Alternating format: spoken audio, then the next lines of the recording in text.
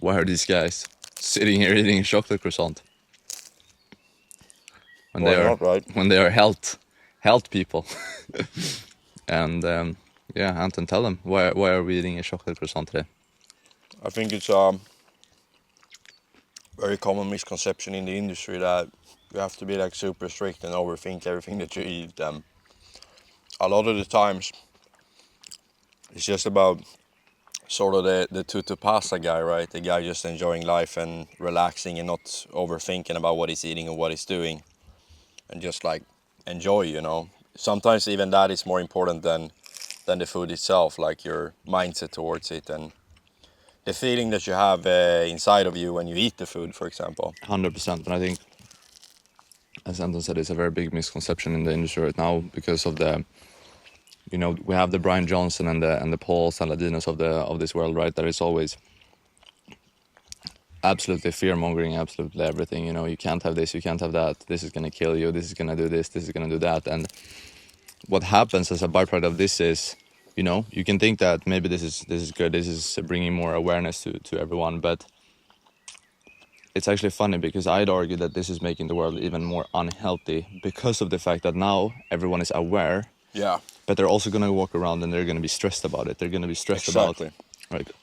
I can't have this because there's some microplastics. I can't do that because there's some maybe some seed oils here. And walking around and stressing about these things and stressing about things not being absolutely dialed and perfect is far worse for you than just, I mean, it's impossible to micromanage. If you're gonna micromanage like every sort of toxin that's out there, then you can't even go outside and you can't wash your clothes and you can't do anything, right? So it's like some people just take it too far to the extreme, and like that's a common theme in the industry. You can't even breathe because there's microplastics in there. Yeah, you can't do that. You can't do anything, right? No.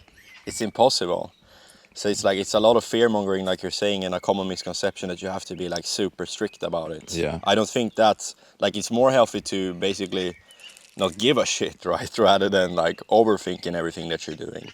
But at the same time, it's not like we're eating a seed oil-filled bun from some supermarket, like it's still like quality. Of course, we're controlling what we can. We're still going to the best bakery in town that makes everything with locally sourced ingredients, and it's made with love, right? So we're not going to Lidl to pick up a chocolate croissant for sure. So there's still some intention behind it. But with that being said, if you think about that, like as we just said, some of these the most health aware people that I know is probably the ones that are the sickest, to be honest. Yeah, in many cases, right? Yeah, and that should tell you something. And then you have the people that absolutely don't care, and obviously we don't say that these things are irrelevant, because when it comes to a lot of these things, as we're gonna probably chat a bit about today, things as microplastics, that's actually something that can disrupt our microbiome and it can affect our health, of course, right? We don't want to over or look past that, but that's one small variable. If we're constantly fear-mongering towards everything we're eating and we're constantly seeking for this, oh shit, is there some little heavy metals in this or microplastics in this, we're gonna walk around in an elevated, stressed state, right?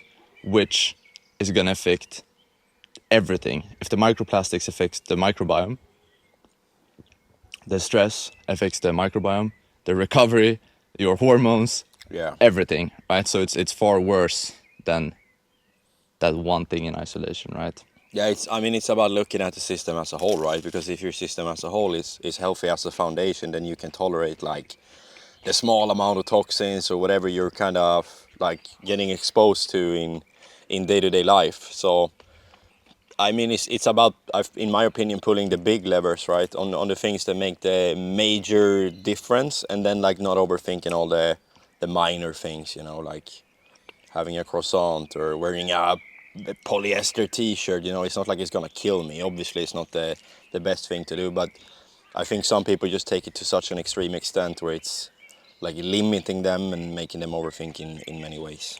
And we see this a lot with some people that come to us, actually. Where they're completely obsessed about these things, maybe, and they've been listening to all the Paul Saladinos, and they're literally afraid of the of eating the wrong thing and this and that, and then they have all these issues, the gut issues, the bloating, the acid reflux, they've developed this SIBO, C4, whatever it might be, arguably as a byproduct of this, as a byproduct of constantly walking around activated, stressed, and fearing life, Yeah. right? But it's funny because people with bloating and all these issues, like, even though the inputs are probably not perfect in terms of what they do, when you're having bloating, or like clients, for example, like in many cases, just the biggest like lever for them to pull is just like relaxing, right? Taking walks, not caring about what they eat, being grateful. It's funny with Mike, for example. He's been having gut issues, right? And when we had the retreat in Sweden, he was there, and like I guess the food that we ate wasn't like 100% optimized, the most ideal. Maybe there was seed oil here and there. It was like some small things that weren't like super ideal, but he still had like the best digestion that he's ever had. And I mean, the only thing that's been impacting him, I mean, the inputs are the same, right, in terms of diet, probably even worse than what he usually does, but he's in like a peaceful state, being surrounded by nature, being around like people, feeling grateful, feeling good, and that's just why the digestion is on point, which is very interesting as a thing, right? That it's so important. But at the same time, how do you manage that on a daily basis, you know? Yeah, no, but it's 100% true. And everyone, sometimes people always ask, like, Lucas, what is the reason behind being so obsessed about gut health and stress management and regulating your nervous system? And it's because of this, right? Yeah. It's because two people can eat exactly the same, do exactly the same workouts, same everything, but get completely different outcomes. And the average person is going to blame that on genetics, age, whatever other bullshit kind of variable Yeah. they want to come up with, right? When in reality, I don't care how hard you train, I don't care how well you eat. If your gut is dysregulated, it doesn't matter. You're not going to see the results that you potentially could. Yeah. So dialing in your gut health, dialing in your stress management and your nervous system health and your mitochondrial health and all these small variables around that everyone overlooks is the secret for everyone. Yeah. Because that will do so that all the surface level inputs, which we talk about all the time, which is the training and nutrition, will actually start to work for you. And everyone gets this backward because that's what they focus on first without focusing on the system. And as a byproduct, they're not getting results. And then they're blaming their genetics. Yeah. And they're starting to look for peptides because they're, or whatever other bullshit they want to, come up with. Maybe I need TRT because my testosterone is tanked and I can't fix it naturally. I've been trying to do that and whatever bullshit excuse they come up with, right? Yeah. And that's backwards. It's completely backwards. Yeah, but I think would be an interesting take is because, like we just spoke about, it's a lot about stress management, right, and the state that you're in and your belief towards the food that you're eating. But how do you actually do that on a daily basis? You know, like it's easy to sit here and say that I'll be super present and be nature and stress less, you know. But I mean, Of it's course. also life, you know, happening. So This is actually interesting because we met a girl yesterday that asked this question to us, right? Yeah. She had been struggling with her gut. She told us that she'd been trying low FODMAP and probiotics, Yeah. and she'd tried all these things, right? And one of the things that I told her, just straight up, is like, before you try all of those things, focus on the stress. And she's like, okay, how does that work? Because, and I told her, and this is probably where someone like you is probably maybe listening to this and like, no shit, but I can't just go for a vacation for 5 weeks and just fuck off and don't do anything. Like that doesn't work. So obviously, We have shit to do, right? yeah. So we have to systematize this into our day-to-day life. And the best analogy that I like to think about here, probably because I'm coming from the banking industry, is a kind of a bank account. So every time we stress, we're creating debt. Yeah. The problem becomes when we're not loading up with credits after that. Yeah. Because what happens then is that we stack debt. And that is going to then leave us with interest and whatnot, and like it just goes downhill, right?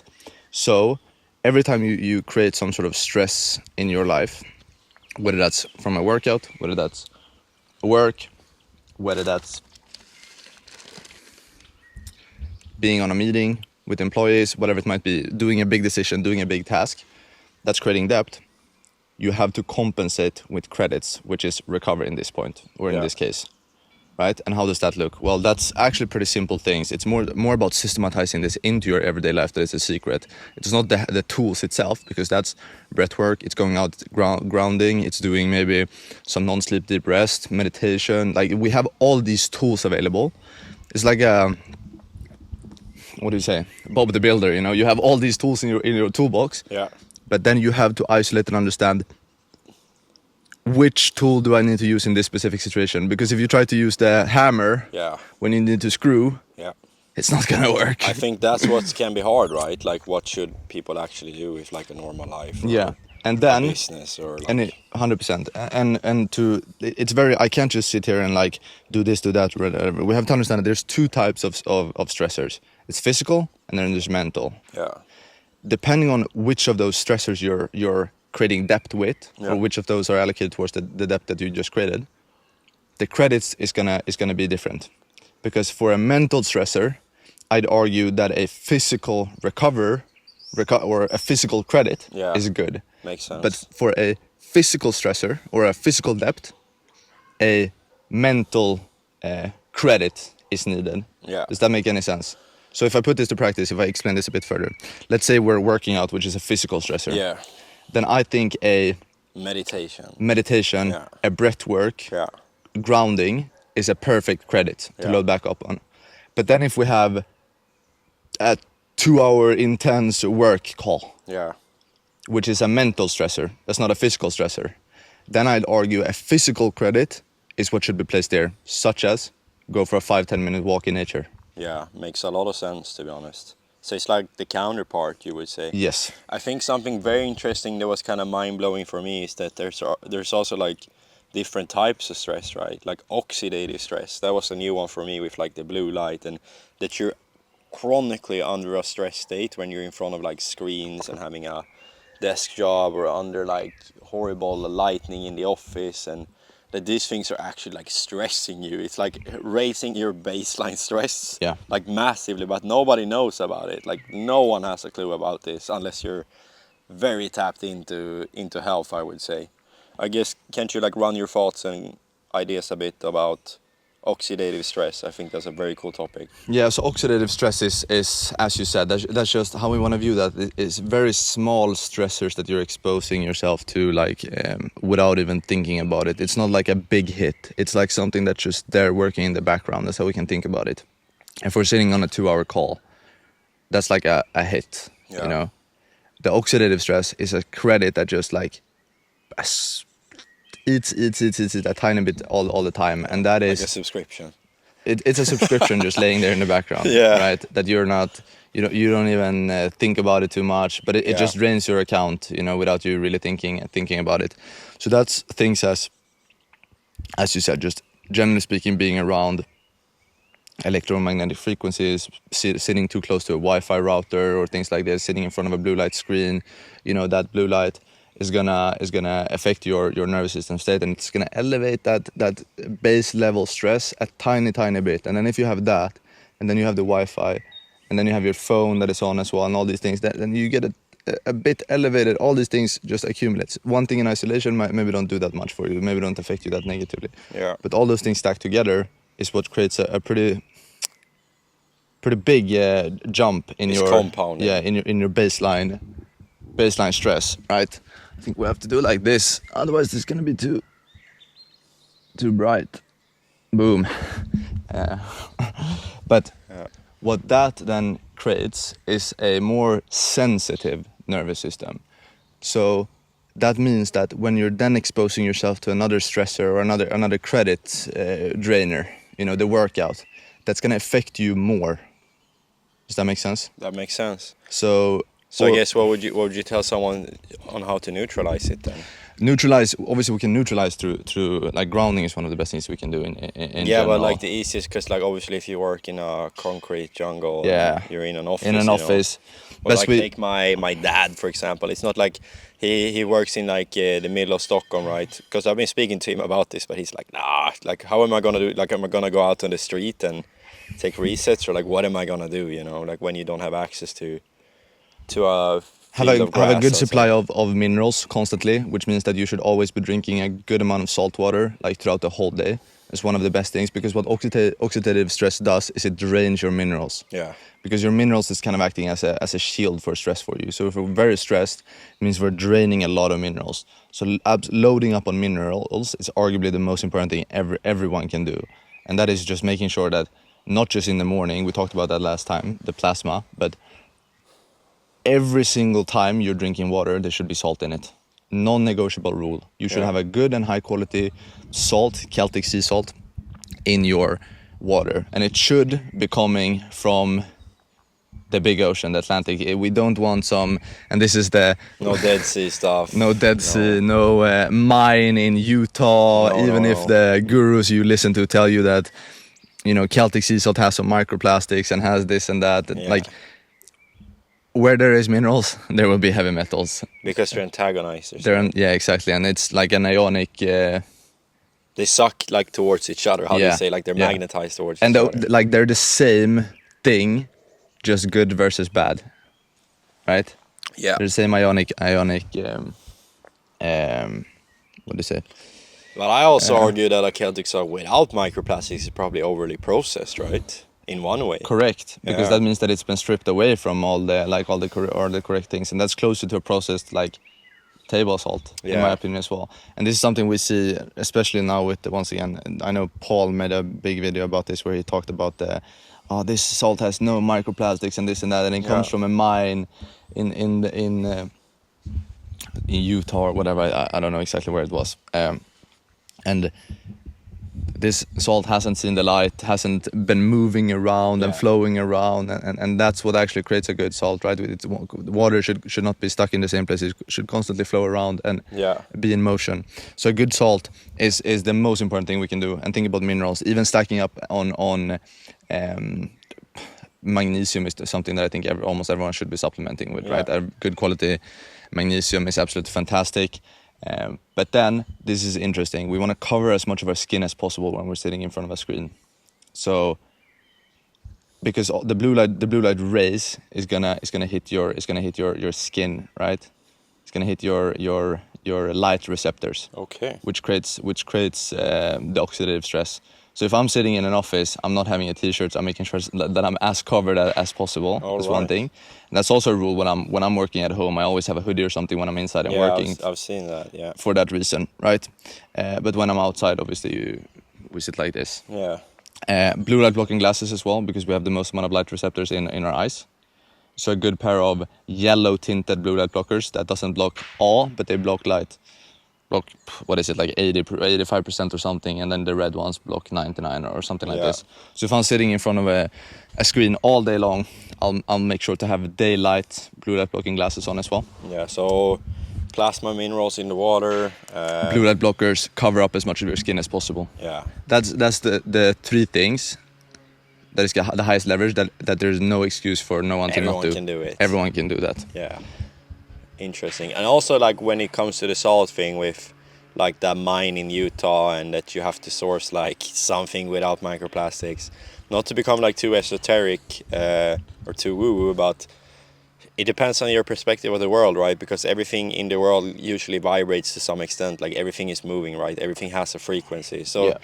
I mean, the ocean is in constant the sea Motion. is in constant motion, right? Like everything is moving, flowing around. It's like you're mixing around the salt, Stirring, mixing yeah, yeah. around the minerals, stirring all of that, and that just makes like sort of the perfect balance and the frequency of the earth and everything. But I mean, when it's just been stuck in a mine for thousands of years and not moving at all, I mean, that's also, in my opinion, it just makes me lean more towards like the Celtic salt, that it makes more sense in my head at least. 100%. And as long as we have optimized detox pathways also, which is something we covered a bit about in the last call, is like we shouldn't be afraid of all these things. We shouldn't fear-mongering for the microplastics and seed oils, because our body can process all of these things, right? Yeah. And as long as we're, for the microplastic, especially if we're eating fermented foods, if we're doing sauna and all the detox protocol we're taking all the detox protocol boxes. Again, comes down to the foundation, right? Comes down to the foundation. Micromanaging plastics in a salt is like, yeah, that's again overthinking. You know, Brian Johnson type of stuff. 100%. And obviously, I think I sat on a plane now to fly to Kate. It's worth shortening my lifespan to 30 minutes or whatever. what a life is to live, you know. Yeah. That's not the life I want to live. I want to be able to eat a croissant when I But want. at the same time, just the whole thing, the whole perspective on that is just having that mentality is probably actually what's shortening the lifespan, not the trip itself, right? It's like the belief that he has towards it is ruining him more than the actual thing that he's doing. Because I'm sure most people have seen the studies, right, where they give someone a sugar pill and they give someone the real medicine and they still get the same outcome in like healing their issues and healing sort of the problem that they had, which is very interesting, right? It just shows you the power of the mind. There's some very interesting studies that are done on this also. Usually I don't like studies, but these are actually a few, like some that I respect the work of, and that is basically they gave. I can run this quickly because it's very, very powerful and interesting. They had two groups, or the same group, but they gave them two smoothies. This is what they told them: a diet smoothie, which was like 140 calories, and then a gaining bulking smoothie, which was 640 or something. Don't quote me on the exact numbers. Something like this. The point is what matters, right? But in reality, it was the same 360 calorie smoothie both times. Yeah. And they told, this is the diet, the light one. This is the big, the bulky, a lot of food, a lot of yeah. And they looked at, I don't know exactly what, ghrelin, blood sugar levels, some things like this, what you can measure when it comes to eating, right? And the whole point that they wanted to look at here was with the people that had, or when the group got the big shake, so they thought, they had a bigger ghrelin response or something, so it left them more pleased and not hungry and being full for longer. Yeah. And then when they gave the light one, they got hungrier quicker. They didn't feel as full. Yeah. They whatever, right? Interesting. So this just also states that what you believe about what you eat is far more important than what that actually is. Yeah.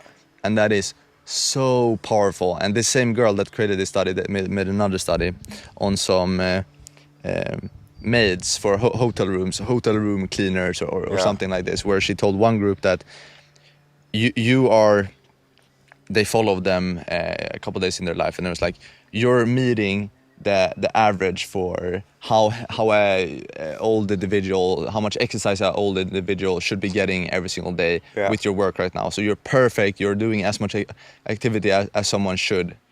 And then they told the other group that you're not meeting the required standards for how much an individual should be moving around and whatnot, right? And then a couple of weeks later, they looked at BMI, weight, and all these things. And the group that believed that they were doing enough exercise every single day, BMI dropped, weight dropped, healthier blood markers, and all these things.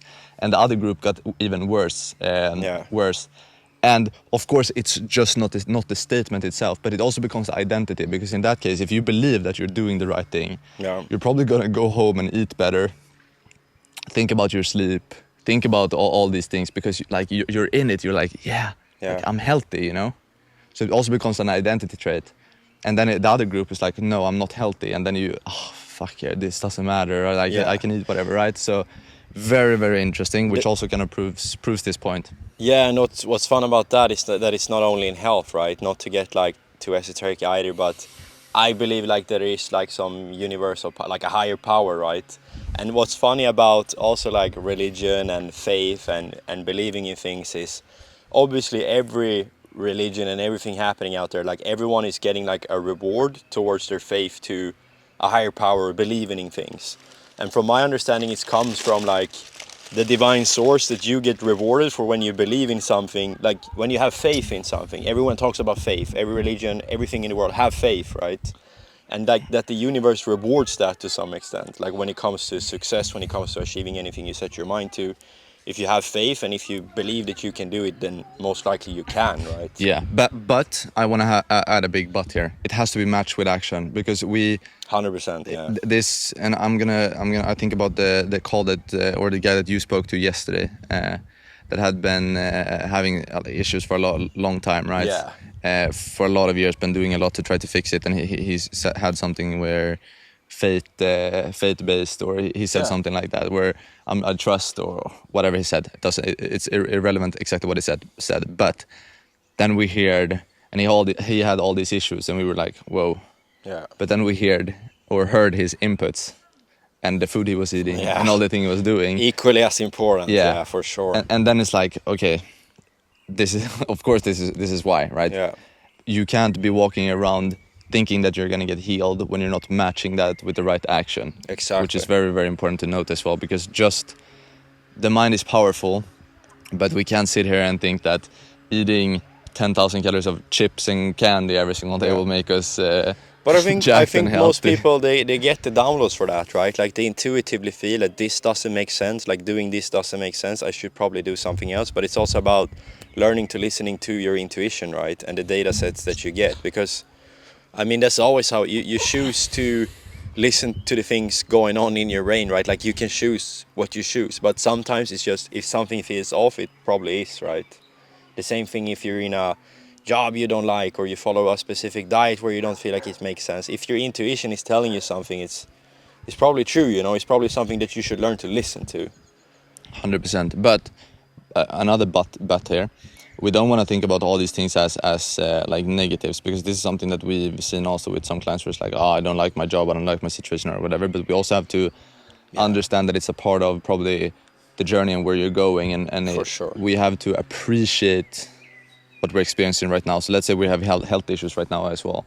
This is your body's scream for help, and if you didn't have these symptoms, well, then maybe you would have been continuing to do all the wrong things, and then as a byproduct further down the line, it would have been even worse. And this is something that we see as well, why it's so important also to actually take action, and to if you have issues, we want to fix them as quick as possible for this specific reason as well, because everything compounds, right, in a positive direction but also in a negative direction. So if you've been struggling for things for a long time and you don't fix it, it's going to get worse and worse and worse and worse, and it's going to compound, right?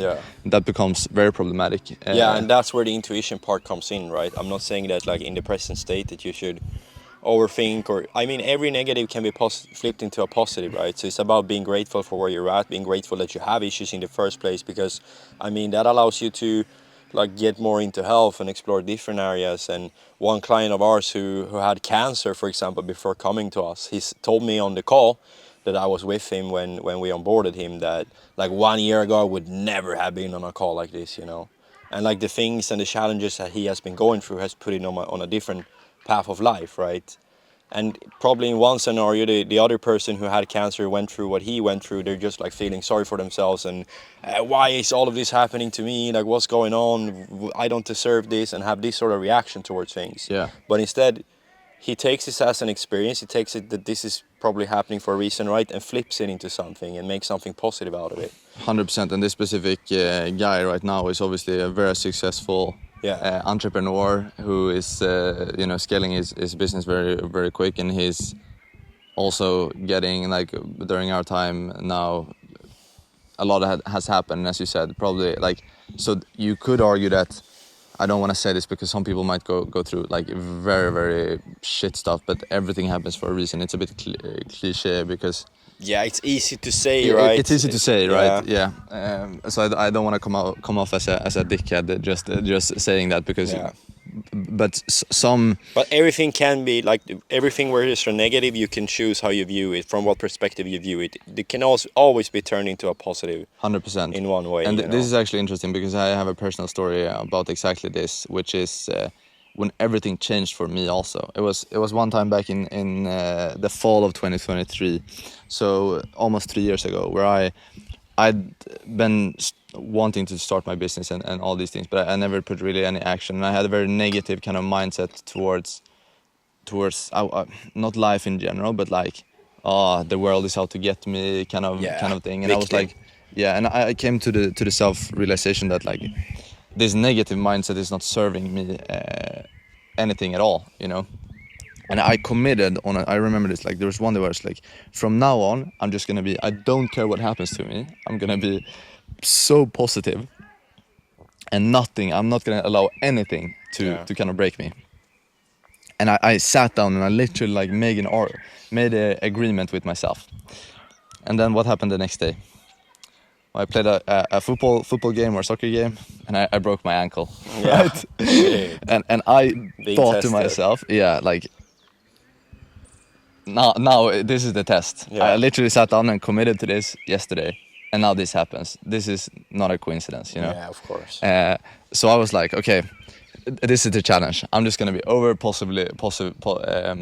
positive about this, and the story that I told myself was, instead of being why did this happen, because I was just about to start 75 hard as well and document that journey on Instagram and everything, which I ended up doing, which I think ended up being a good thing, because then people were like, whoa, this guy has broken his ankle, but he still like shows up and does the work, right? So I just think it's a good thing, looking back at it, of course, as well. But I told myself that I don't see the full picture. This happened to me, this is what I told me. This happened to me so that I wouldn't go out for a run tomorrow and probably get hit by a car and die. Yeah. So I was like, I'm grateful for this because this saved my life. Yeah. And that was the story that I kept telling myself. And like, you should be so delusionally positive to the point where if someone listens to what you're telling yourself right now, they're gonna be like, fucking lock this guy in, you know, he's crazy, you know. That's how you know you're framing things correctly. I mean, there is a lesson in everything that happens, right? And I mean, usually if something does happen, there's probably something that you need to learn in there, you know, to develop your awareness, develop your consciousness, and grow as a human, grow as a spiritual being, you know. Correct. But that's also something that I would want to encourage all of you guys probably listening to this to just do, to just like try to just be positive towards everything, because your life will be so much better as well. Yeah, and especially towards people, you Yeah. know.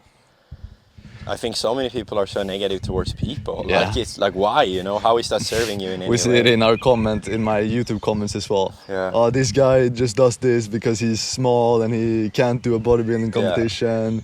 This guy is a scammer.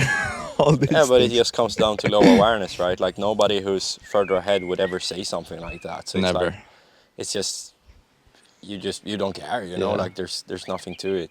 And this is one of my drivers also. I've talked about this a bit, but why I do what I do is because I believe that if people are healthier, they're also going to be more happier as a byproduct, because and that is going to make the world a better place, because having a world where there's so much negativity is not serving anyone really, in my opinion. Yeah. It's just serving the dark side of the whole equation. So, I love the you know Rich Piano, right? I love his perspective on it, that he's just like, I welcome the haters, I love the haters, keep hating because you're making me more famous, you're making me more money, Yeah. keep commenting, keep hating, you know. That was just his mentality towards it, like, you're making me money, you know. Yeah, I know, but it's no. I truly believe, of course, that can be a good thing, but I truly believe that the world would be a better place if everyone is just a tiny bit more elevated from a health and happiness perspective. Yeah. But Also I think that like signs of being further ahead in terms of your awareness is also meeting people based on where they're at, to come from a non-judgmental position when someone is commenting like that, you still understand that, okay, like you haven't really gone further in your awareness, right? So I'm gonna meet you where you are at. I'm never gonna do anything in the same way towards you. Like, if you meet someone that's negative or someone that's being an asshole to you, it's just, okay, you don't understand better, so I'm gonna meet you in the level of awareness that you have, and I'm gonna accept and respect you for it. And it's okay that you're not further ahead. Yeah. Maybe one day you will be. Or we talked about this yesterday as well, with all of the peptide usage that's going around right now. We said this yesterday, where there's this Swedish guy that talks about peptides basically, which and then out of interest I looked at the comments, because I was like, there are so many comments on this video, so I just looked because I'm interested. What are the people that are actually are they commenting saying? And saying on this video? And you see this guy that 30, 35, probably worked out for 20 years, but you clearly see that this guy has no clue what he's doing from an input perspective. And Yeah. this is where they look, because those same people are the ones that also then go to maybe my comment section and say, this guy is you don't know how many syringes this guy has in his bathroom and Yeah. injecting all this fucking bullshit or whatever. Yeah. Which I just take as a compliment. Actually, that was, if someone would have told me when I started training that I would get like steroid accusation or whatever, I would be like, fuck Hell yeah, yeah, I've made it. Yeah. And now we're at the point where I'm not even trying, Yeah. you know, but that's another story. But these people have, they lack a lot of, how should you frame this? Like perspective, Yeah. right? And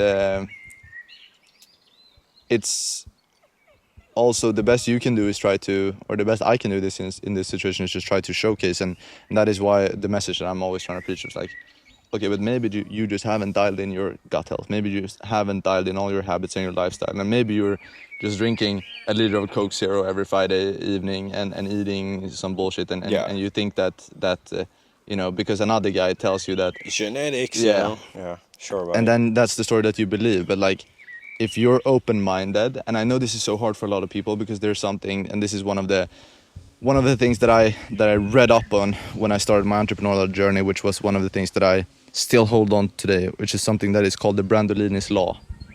I think I mentioned this to you a few days ago as well. Not sure. With basically, don't quote me on exactly how it says, but something along the lines of, it requires 10 times the effort to accept that you're not right, Yeah. and accept a new belief system, Yeah. or challenge that you've been wrong, Yeah. rather than continuing living on in the belief that you at first have believed, right? Yeah. And when I saw this in the beginning, that's when I actually started to question everything for myself, because I was just like, some concepts and things that you first hear is like, it's so hard to believe that this is actually the case. But if you know this and you understand from an energy perspective that it's hard to question these things, it's hard to rewire your beliefs, and it's challenging, then everything becomes so much easier because you're aware of it, right? Rather than just like, if you're not aware of that, it's very easy to go back to the kind of first belief that you have and just like, no, this is nonsense, this is bullshit, because it requires so much more energy to process that. And that's arguably the case for some of these people, where they maybe hear someone saying, I'm talking about gut health, stress management, and all the stress management, nervous system health, and mitochondrial optimization, seasonal eating, all these things, and they're starting to think about it and just like, no, this is fucking bullshit, because they don't have the mental capacity to process that, and they don't have the internal energy, because they might do the wrong inputs as well, to actually be able to put the energy towards breaking their own beliefs. Yeah, and I mean, it's also about like, because again, it comes down to awareness. It's about taking in all of the inputs, looking at all of the different perspectives, and then finding out for yourself what's actually true or not. Like, I mean, in life, mainly, if you listen to studies, if you listen to people's opinions too much, you don't go that far, right? You have to go by experience, in my opinion. So it's like, try it, you know, try different things, find out for yourself. Fuck around and find out, you know. Fuck around and find out. Yeah, the more you fuck around, the more you find out, you know. It's very true. Right. And the same, that's also funny, because when it comes to awareness, when it comes to health, everyone is looking for like a nootropic or some solution to, for example, if you have a brain fog. But at the same time, they don't look at like, okay, how is my gut health? Do I have a leaky gut? Like, what's going on the inside? They just always look at some external measure, external pill to fix like the symptom of an underlying problem, you know. 100%. It's always like, I have brain fog, what should I take? Lion's mane? Should I take L-theanine? Should I take nicotine or caffeine, coffee? We can talk a bit about that as well, Anton, but you have to understand where this is coming from in the first place. And as you just said there, in this situation, if you have severe brain fog, well, that is coming from your gut lining not being optimized and dialed and not healthy, which means that you're going to leak out stuff and toxins and nutrients into your bloodstream, which is going to affect your ability to like even be present. So no shit, you get brain fog as a byproduct of that, right? Because you have toxins in circulations. Your mood is getting de-elevated Yeah. also, and then it just becomes this flywheel of things that happens as a Yeah. byproduct of that. And when it's not intact, right, instead of just like passing through and going through your stool, going through kidneys or whatever, it's just like leaching into the bloodstream, taking the easiest way out, right? So, Yeah. I mean, nobody questions that. I've never heard someone say, "Oh, I have brain fog." Maybe it's because of leaky gut. That very rarely happens, you know. It's the same In the thing general, with in the general yeah, in the population. general. This is the same thing. I had a call with our clients about this as well. But if we think about cholesterol, because this is also a very interesting thing, because most of you guys, everyone has gone to the doctor and you have high LDL and you have to be cautious about the saturated fats you're eating Yeah. and all these things, right? Stop eating But eggs. stop eating eggs, stop eating red meat, stop eating butter, all these things. Yeah. But so no one questions your body's ability to produce nitric oxide, which is the thing that will dictate how well the blood flows through your system Yeah.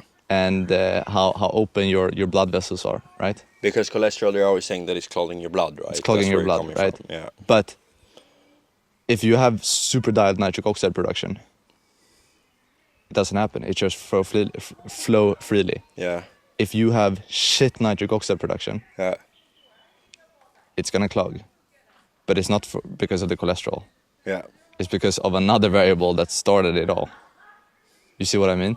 Yeah, of course. But at the same time, I think that cholesterol is not one universal thing, right? Like there's different type of cholesterol, the size of it, or you have more knowledge on this than me. But And what cholesterol does in our blood is it's as a band-aid. So if we have damage on the inner linings of our vessels, yeah, cholesterol comes there and patches it up. So the problem here becomes if your vessels are very cramped or nitric oxide production is shit, which means that they're small, right? And then you have all this damage in your blood vessels from oxidative stress, from whatever other bullshit, from toxins leaking out to your bloodstream because your gut lining is messed up, which leads toxins in, which damage your blood vessel walls, right? Yeah. And then the cholesterol comes there and it patches everything. And then it patches everything because you have so much damage. Of course it clogs. Makes sense. So that's also, there's so many variables to that equation. Yeah. It's nitric oxide, it's how damaged your blood vessels are, Yeah. and then it's the cholesterol, right? Which is not a good thing in my opinion. That's like that's the ambulance coming to help out. Yeah. You know. Makes sense. And on the nitric oxide side of things, I mean, like there is that mechanism, right? Like where you get more pump, you feel better, I guess more blood flow throughout your entire body for the tiny guy down there sometimes, you know. But I mean, like when it comes to racing that or like measuring that, how would anyone even look into that, you know? I think a good practical measurement is are you getting a stiffy every morning? Yeah. That's usually. Would you say that that's like nitric oxide? Because everyone speaks only about like, oh, then you have good testosterone, you know. It's a mix. It's a mix of hormones and nitric So oxide. someone can have very good testosterone, but their nitric oxide is completely fucked up. Okay, interesting. Which also How then does cardio play into that picture? cardio plays in because it helps us when we transfer blood, like when we get the blood flowing, Yeah. like quicker throughout our body. Obviously, the heart is pumping everything out, right? Yeah. It kind of keeps the system in circulation, right? So it trains your body to like have the pump working efficiently, right? Yeah. So there's no real magic to the cardio itself. Yes, it helps maybe lowering the resting heart rate and all these things as a byproduct as well because the pump gets healthier. That's kind of how you can see it. But it's just about keeping everything flowing more efficient because if it's just flowing slowly all the time, that's not a good thing. And that's how you can see someone that doesn't do cardio and never elevates his heart rate. But when it's like what other analogy can I give? You always just want to make sure that you just flush through the system sometimes here and there, right? Yeah. Makes sense? But can't you just do that with a sauna then? Yeah. I mean, sauna is as close to cardio without because that also helps with nitric oxide and it also helps with blood flow and all these things. So why would you even do cardio then? Is it necessary? Besides like movement, you know, where you can just walk. I think it is because I think you should be a what do you say? hybrid. multiple sided being. You know, Yeah. I don't want to be limited. If it has some sort of negative side towards your health to do cardio, yeah, you could argue. But here comes back to why I don't like this question. This is because we can find the positive and the negative in absolutely everything, Anton. So it's just like focusing on the wrong thing. So I think there's some positive gains to that. I want to be able to sprint. I want to be able to run if I have to. I don't want to be limited by my physical capacity, right? Yeah, makes sense. And of course, there's some downside. I mean, it's the same thing with training. You could sit here and argue that training is not good for longevity and health because there's some sort of It's cortisol spike. right. Yeah. So I don't really like that question. But do you understand how I see your I'm thinking about it? perspective. Yes, for sure. But yeah, nitric oxide. Back to that. Super. That's interesting. Important. But how do you boost it then? I mean, it's also diet, right? Like beetroots, eating like I guess variety. Yeah, or and it's not like I have to precursors. only eat nitric oxide Yeah. foods. Like, does that make sense? I don't know. No, that's not going to save you because it's also produced in your gut, right? So if you have a damaged and inflamed gut lining, you're not going to produce nitric oxide. It all just stems down to the gut. Right? It does, which is absolutely crazy. But that's once again why we take the approach that we do. Yeah. So these are more byproducts that are good to be aware of rather than like a thing that you should be actively trying to optimize. Because if you optimize for the gut and for the stress management and for the nervous system, you're ticking so many boxes as a byproduct. Well, I like to view this as a family tree. You know, you have the two person at first that creates the first child's, and then those creates more and more and more and more, and then you have this whole tree with like people, and it all started with two people, right? And let's say gut and stress and nervous system are the two first people here in this equation, and then that ties into literally every single function in your whole body. Yeah. I guess also something interesting, like if we continue on the track of the brain fog, like people that crash middle of the day, right? And then they crash, they get like the 2 p.m. crash, 1 Drink p.m. coffee crash, to and they mask it drink up. coffee to mask it, and it's just like a negative spiral. I guess if you would explain it in the most simple terms, like why do you think the crash is happening? Like what's like the main variables leading up to that in your eyes? Obviously fucked up gut, right?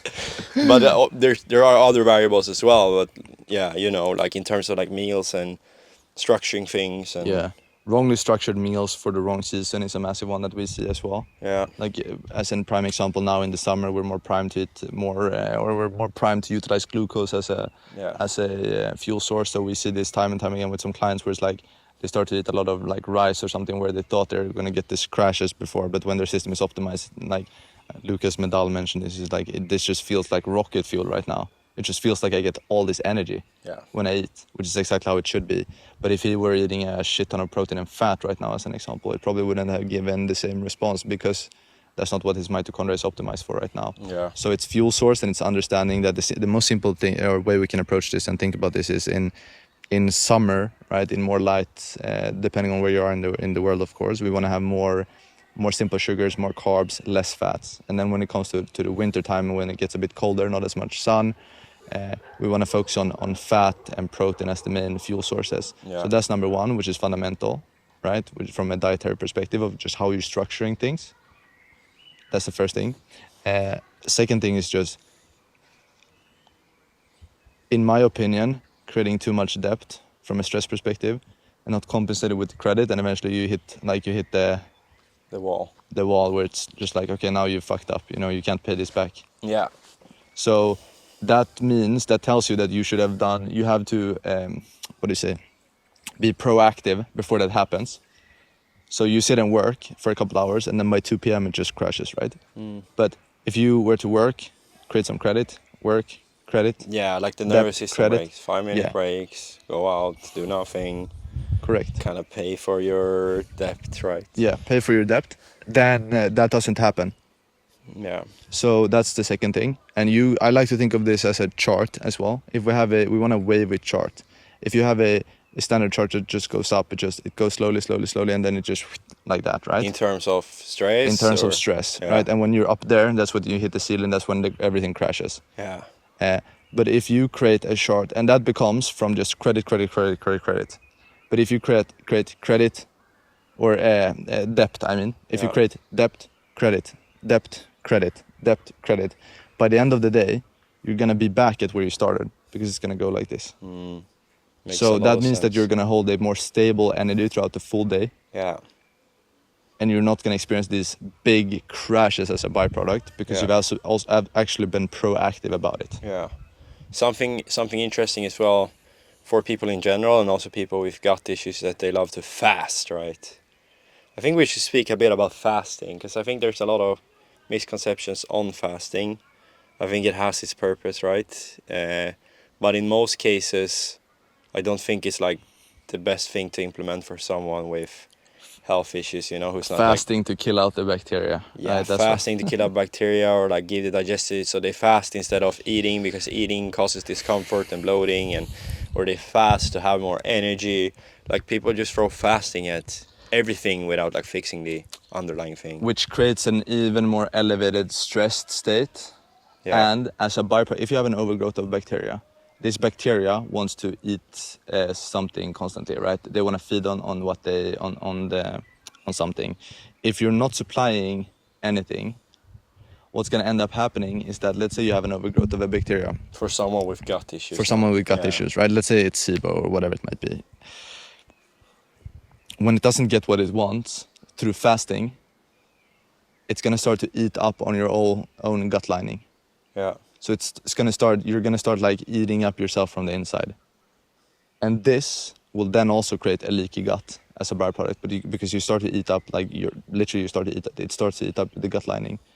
So elevated stress start to, and you're also, if you do that and you have some bacterial overgrowth, you're going to get leaky gut on top of that, which obviously is going to mean even worse symptoms in the long run and even worse Yeah. health as a byproduct.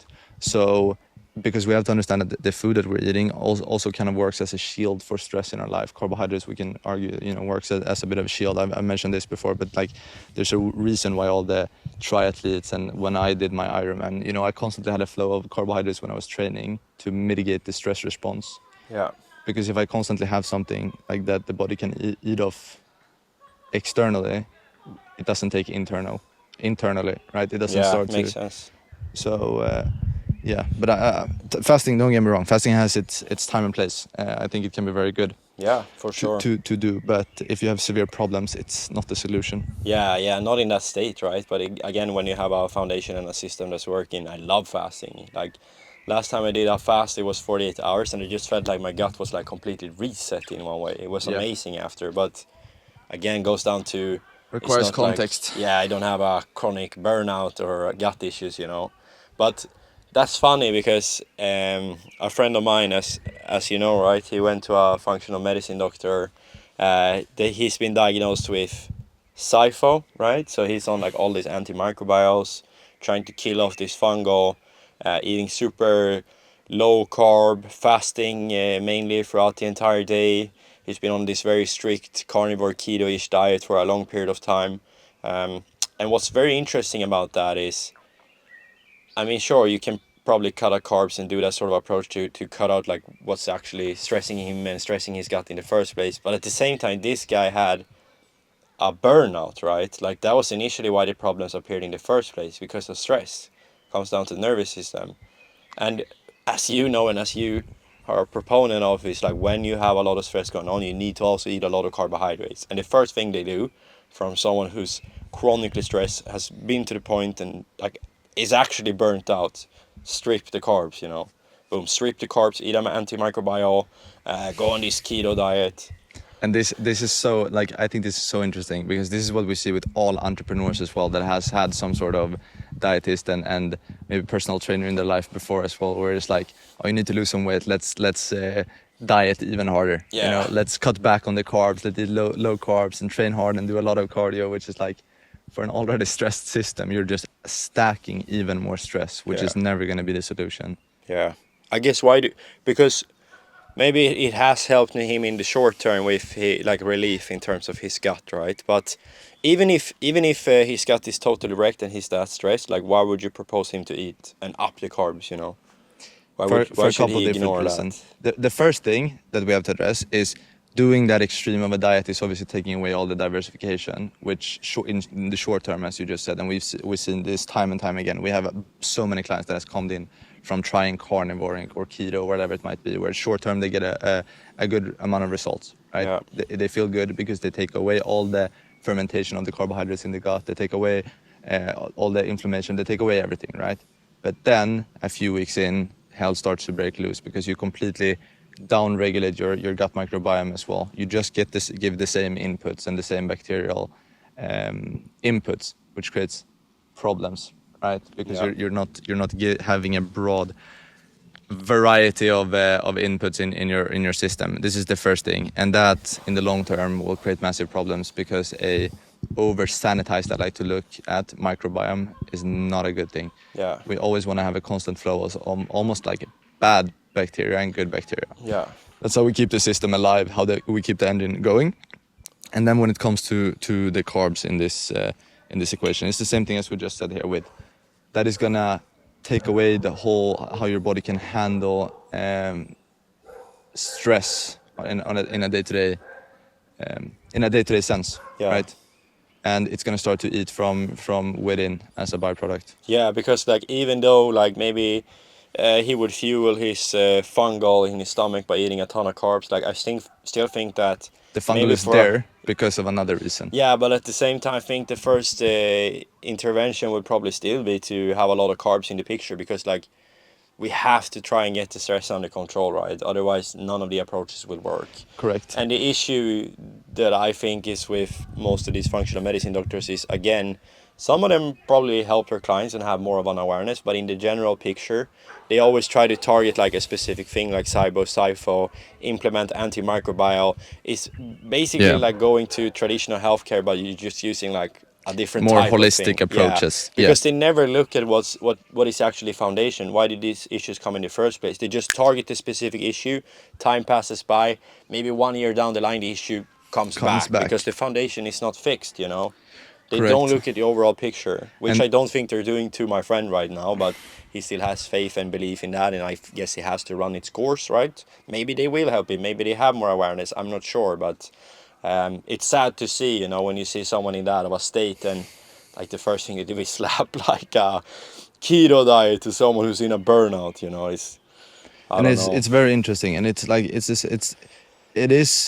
they're still solving kind of the right thing, because they're solving the gut, but they're not looking at what was the trigger. Yeah. And that is the secret, because that is where you have to start. If we're starting at, if we think about the two persons that creates this whole tree again, if we don't start at the two first people, let's say they had some messed up gene, these two people, right?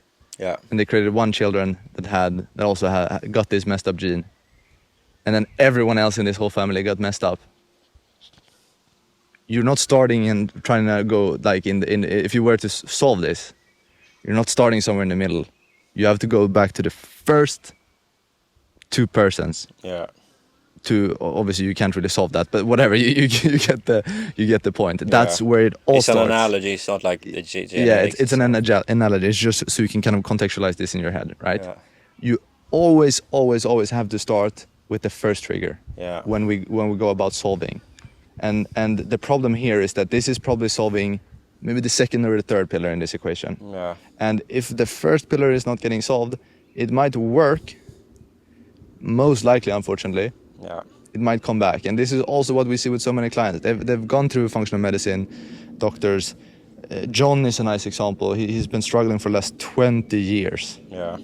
And it's not like he's been having a hell for the last 20 years. He's been going through a couple cycles of improvements for a few weeks and then back, and then improvements and then back, and just bouncing from practitioner to practitioner to practitioner, trying always the inconsistency. Protocols, always inconsistency.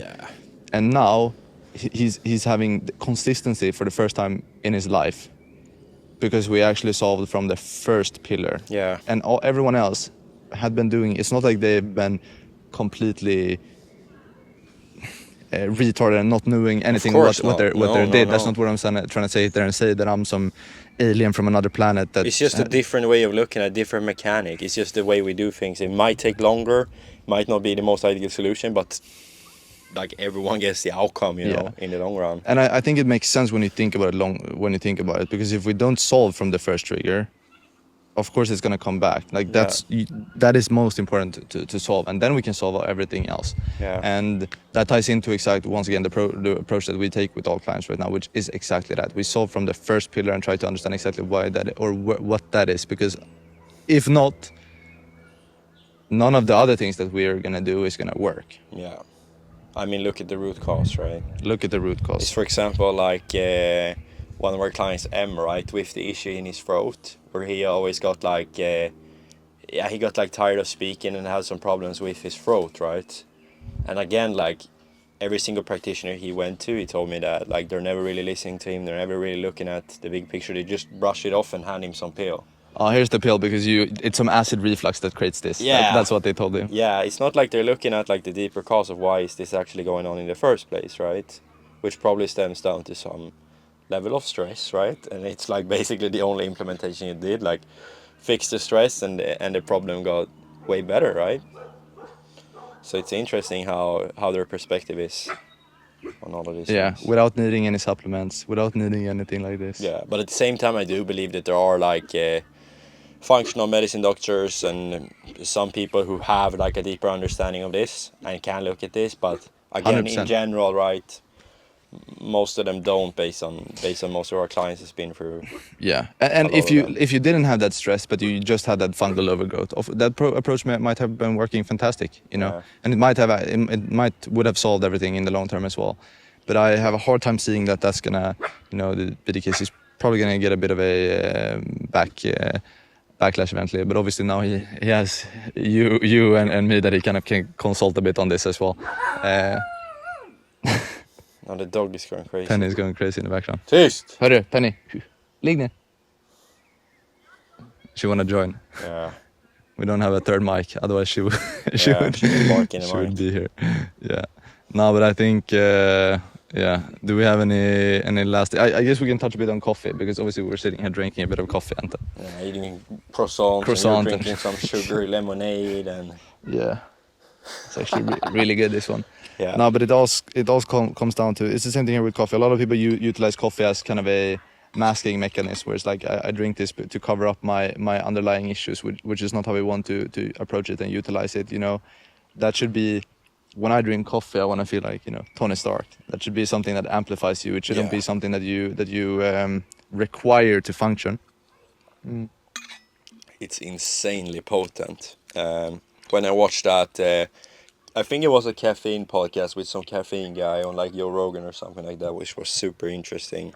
And I did like 6 months of caffeine when I was super strict, because I ate like the... not like 100% raw primal animal based, but very close to it, right? A lot of cooked meat, carnivore kind of, with the plasma, with the salt water. And during that time I had like basically zero stimulant, zero toxins. I didn't touch anything with sugar. Like I was insanely strict for like 5 to 6 months. And then when I finally drank a coffee, it was like doing a line of the white powder, you know. It was insane how potent that is.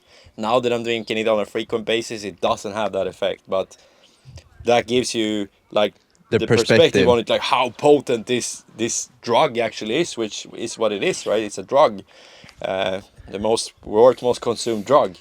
You always want to cycle it. You never want to end up in a situation where you need it to function once again. So taking an approach where, first of all, making sure that your system actually works, and because it also puts a lot of it's a base level of stress that accumulates by drinking caffeine, right? Yeah.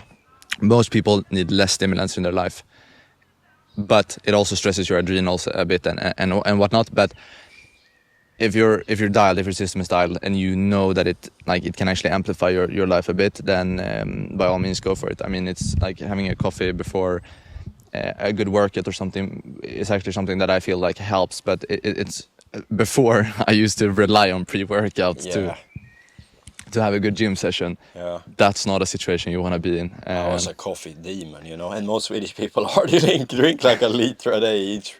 In Scandinavia, no, which coffee dehydrates the shit out of you. They're drinking plain water on top, Yeah. which also dehydrates the shit out of you, and then they wonder also why they get the crashes and why they're tired all day, Yeah. and why they're looking like just a soft potato in their face, and just like looks. Minerals, hydrating yourself. It's funny how Kalle, our meat guy, yesterday said that after the retreat, after we had sort of the mastermind, Started implementing plasma and salt water. Yeah, implementing Celtic salt in his water, and now he's barely like pissing anymore because his body's like actually absorbing what he's drinking. Exactly, which is Such just insane. a game changer, yeah. That alone is arguably one of the most powerful implementations one can do in general for so many things. It's hydrating. It helps. Obviously, it can help flush your colon and get rid of toxins. It's gonna help you prevent and kind of be a shield mechanism for stress. It's gonna help repair your gut lining. Like salt is. Coffee is very dehydrating. Like I piss like a maniac when I drink coffee, Yeah. So I have to stock up on the plasma. And it's interesting how salt is so demonized. Yeah.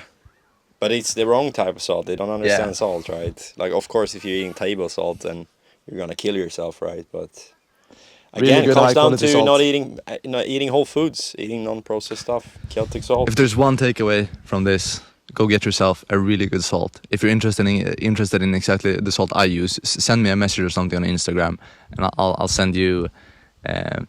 Let's do like this, because if you watch to this point, we have a very in-depth protocol for this actually, that we just usually send to our clients. So if you send me a message on Instagram and ask just, Lucas, can you send over the plasma SOP? Yeah, we'll send that over. It's a resource. It's insanely in depth about this topic, and very practical as well. Something we usually just give to our clients. So if you want that, send me a message on Instagram, and I'll send it over to you as a little thank you for listening to us. Yeah, I mean that implementation is worth hundreds and thousands of dollars alone. Like literally. It's a crazy game changer. I think that's a good way to wrap it up, Anton. Do we have any final? I mean, we can talk for 8 more hours, but we gotta end it at some point, right?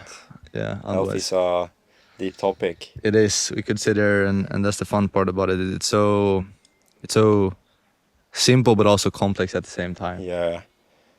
Yeah, I like it. It's so aligned with me, how it taps into all of these like esoteric topics, which I'm also very interested in, and like everything just overlaps, with health, with the universe, with your mindset.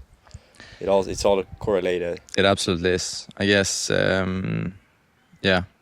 it's good to wrap up as well. If you're interested in exploring how it looks to work with me, there will be a link in the description where you can go and kind of just read up a bit more on it, and also apply and see if you if we're the right fit, right? We don't just take on anyone. We take on the ones that we actually know that we can help, because we have a very like sort of strict guarantee as well. Like if you're not getting any results, you don't pay, right? Yeah.